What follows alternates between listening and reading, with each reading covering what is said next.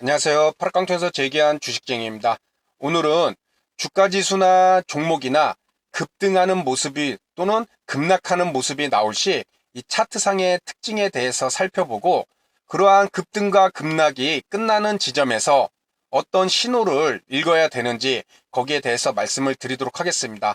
아울러 오늘 말씀드린 내용과 함께 제가 갖고 있는 내일장 이 전략은 오늘 말씀드린 내용으로 어떻게 적용을 해서 제가 대응을 할 건지 거기에 대해서도 함께 말씀을 드리도록 하겠습니다. 먼저 우리 이 예시 종목을 보면은 우리 개인 투자자분들이 잘 아시다시피 급등하는 종목, 그렇죠? 이 종목 또한 단기 바닥에서 11,000원대에서 이렇게 한 달이 좀 넘는 시기에 33,000원대까지 3배를 뛴 종목입니다. 그리고 우리는 이러한 차트를 봤을 때 하나를 알게 되죠. 우리가 불리는 세력선, 바로 이 5일선이 되겠죠.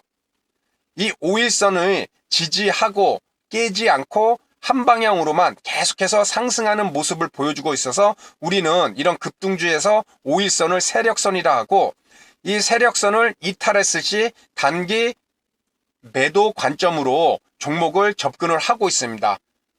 그렇죠.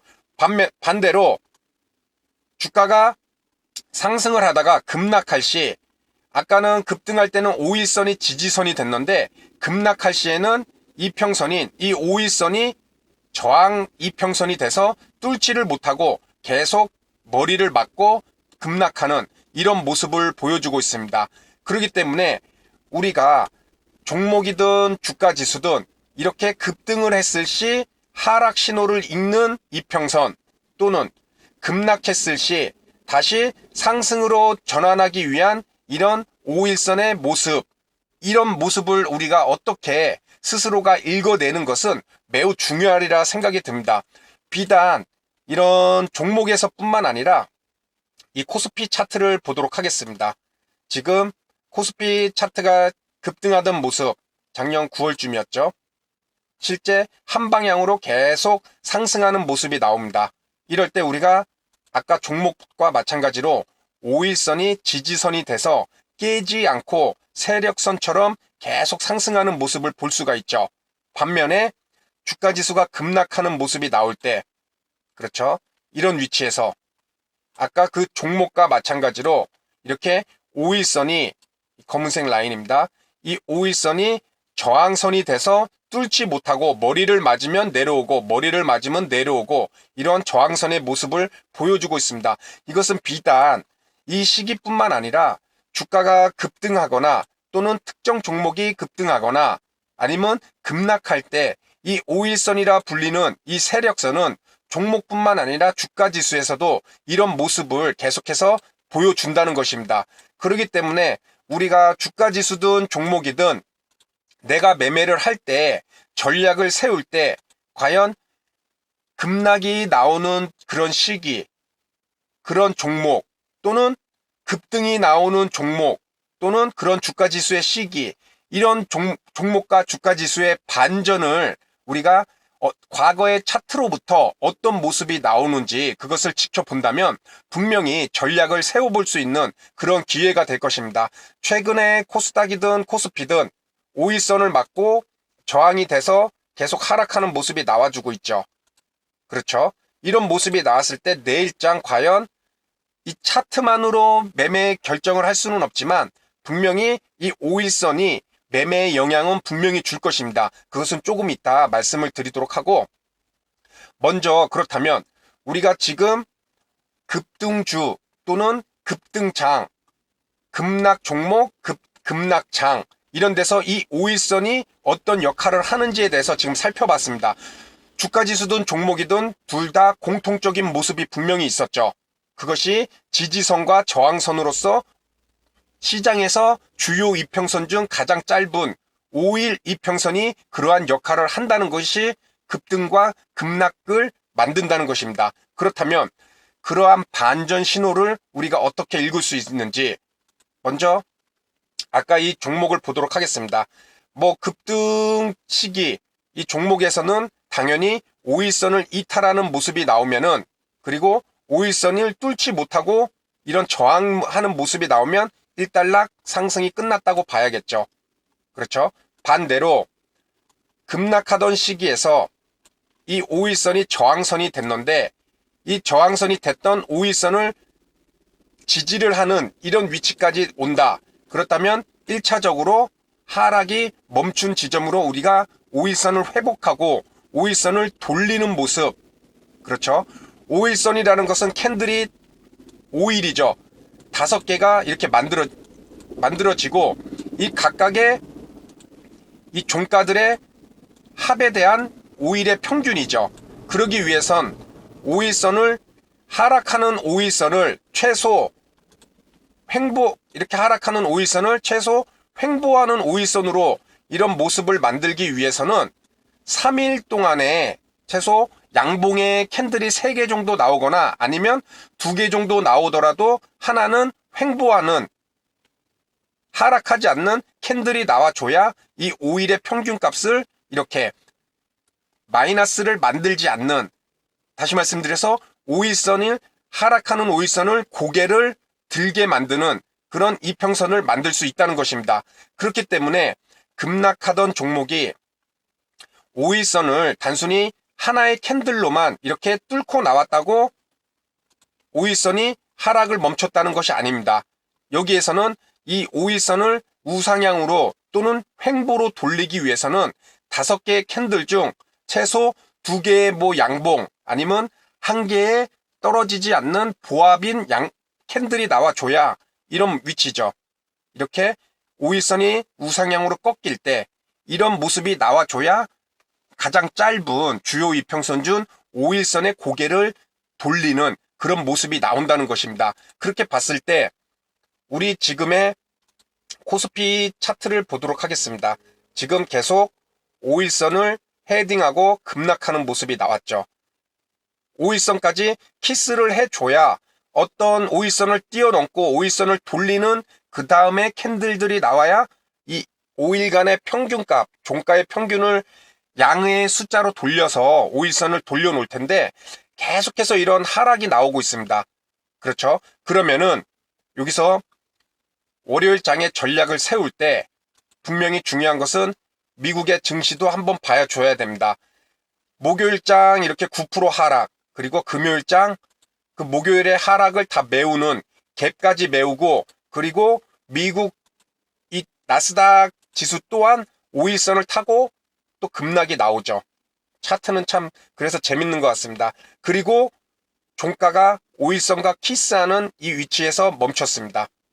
자, 그렇다면 우리 시장 또한 오늘 주말 동안에 이런 뉴스들을 봤을 때 이런 전염병의 확산이 여타 다른 나라로 확산되는 뉴스도 나오고, 그리고 그러한 확산된 뉴스를 방어하려는 각국 정부의 통화정책 또는 재정정책, 세금 혜택, 이런 방어적인 정책 공조도 분명히 나오고 있습니다. 어떻게 보면은 변동성이 계속해서 클 수밖에 없는 어느 한 방향으로 종식을 시키고 또는 발전을 크게 그런 모습을 잠재울 수 있는 그런 시장에 안정된 감을 주는 그런 투심을 불러일으킬 만한 그런 요소는 아직까지 나타나고 있지 않다는 것입니다. 그 말은 다음 주에도 분명히 변동성이 큰 모습이 나오겠지만, 다만 월요일장만큼은 뉴욕 증시의 상승의 모습, 그리고 각국 정부 정책의 그런 재정 정책을 봤을 때 5일선까지 헤딩하는 이런 상승폭이 분명히 나올 수 있는 기회가 있다는 것입니다. 코스피 같은 경우도 지금 금요일날 종가가 마이너스 3.43%, 그리고 5일선은 1886, 거의 2.8%, 5%에서 6%라는 갭이 5일선과 이렇게 벌어져 있습니다. 그렇죠? 만약에 제 예상은 5일선까지 코스피도 상승할 흐름을 보일 것으로 예상을 하고 있습니다. 그런데 중요한 것은 우리 개인 투자자분들이 저뿐만 아니라 내일의 강한 주가지수의 움직임을 많은 분들이 예상을 하고 계실 것입니다. 미국 증시의 그런 큰 폭의 상승, 목요일 하락분을 다 메우는 상승이 나왔고, 우리 장도 월요일 장만큼은 좋은 흐름이 나올 것으로 생각을 하실 텐데, 중요한 것은 아무리 주가가 5%, 10% 오르더라도 그렇죠. 코스닥 같은 경우는 5일선과 10% 정도의 갭이 벌어져 있습니다. 그런데 중요한 것은 주가가 첫 시작가가 이렇게 뭐 1%로 시작해서 그리고 장중에 이렇게 상승 흐름을 보이면서 종가가 1%로 시작한 종가가 뭐 이렇게 4%로 상승 마감하였다면 여기서 매수해도 이렇게 종목도 같이 오르기 때문에 수익이 분명히 날 수 있을 것입니다. 그런데 중요한 것은 바로 갭 상승으로 여기서 시가가 바로 갭으로 5%로 시작해 버린다면 우리가 매매해야 될 종목들도 주가지수가 갭으로 5% 뛰었기 때문에 그러한 종목들도 다 5%로 갭으로 이상에 뜨면서 시작을 했을 것입니다. 그리고 나서 여기서 갭으로 5%를 뛰었다 해도 주가가 더 올라주면 수익을 날 수 있을 텐데 그렇지 못하고 시초가가 최고가가 돼서 또 장중에 조정도 나오고 이렇다 보면 시초가부터 매수 들어가신 분들도 손절 물량이 나올 수 있다는 것입니다. 주가지수가 5%, 뭐 7%, 8%, 9%, 코스닥 같은 경우는 뭐 9%, 10%까지도 오를 확률도 있습니다. 그런데 시초가부터 그렇게 높게 시작하면은 종목들도 시초가부터 그렇게 높게 따라갈 테고 그랬을 때 시초가 공략을 하신 분들이 오히려 수익보다는 다시 장중에 조정이 나올 때 손실 볼 수 있는 우려도 매우 높은 그런 변동성이 큰 시장이 될 수 있다는 얘기입니다.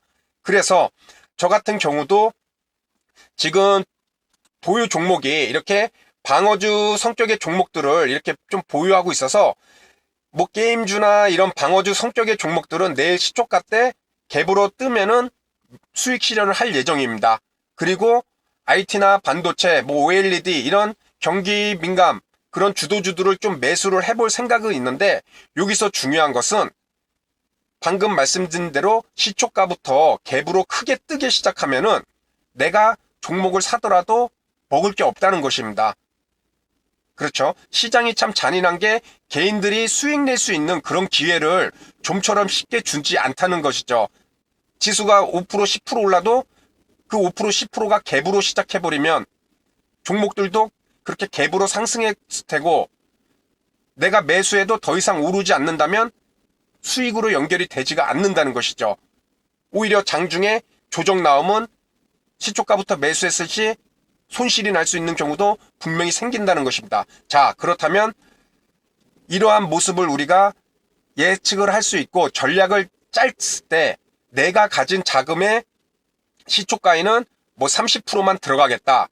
그리고 주가지수가 더 오르고 종목이 오르면 더 그 처음에 매수했던 30% 금액만 갖고 수익 실현을 하겠다. 아니면 거기서 오를 때 더 추가 매수를 하겠다. 이런 전략을 꼭 가져가셔야 된다는 것입니다.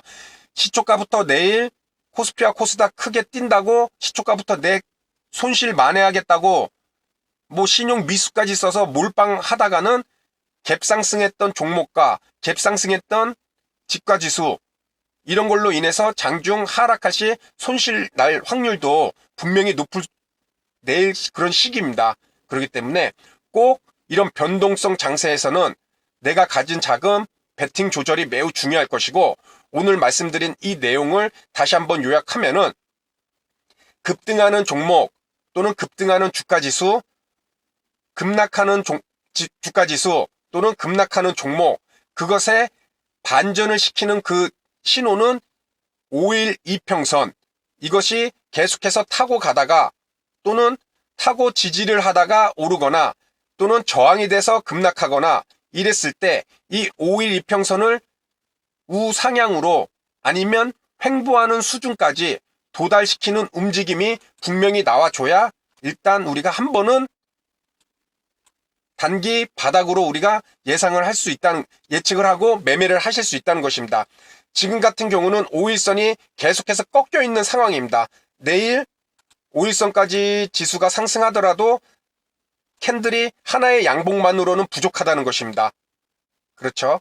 그렇기 때문에 2개, 3개 정도의 양봉 아니면 떨어지지 않는 그런 캔들의 모습이 나와야 5일선도 이제 서서히 횡보하는 모습 이런 모습이 나오면서 주가가 조금씩 안정화되는 그런 모습이 분명히 만들어지리라 생각됩니다. 물론 내일부터 시작된다는 말씀은 아닙니다.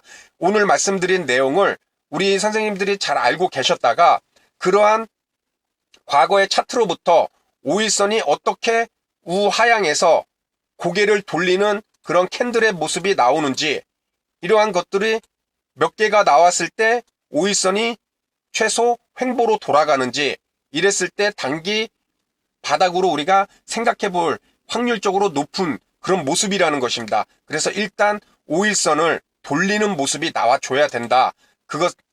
그렇기 때문에 상승 캔들이 5개 중에 2개, 3개 정도는 나와줘야 되고, 최소한 2개 이상 상승 캔들이 나왔다면 하나 정도는 오르지도 내리지 않는 횡보하는 그런 단봉의 그런 캔들이 나와줘야 5일선을 돌릴 수 있다. 거기에 대해서 말씀을 드렸습니다. 이 내용을 계속 생각하고 계시면은 급락하던 그런 위치에서 주가가 돌리고, 그리고 5일선이 상승으로 고개를 돌리는 이런 과정들을 우리가 이해를 할 수가 있고, 실제 주가지수와 종목을 연계해서 매매를 했을 시 분명히 도움이 되실 수 있으리라 생각됩니다. 그래서 오늘 내용은 여기서 마치도록 하고요.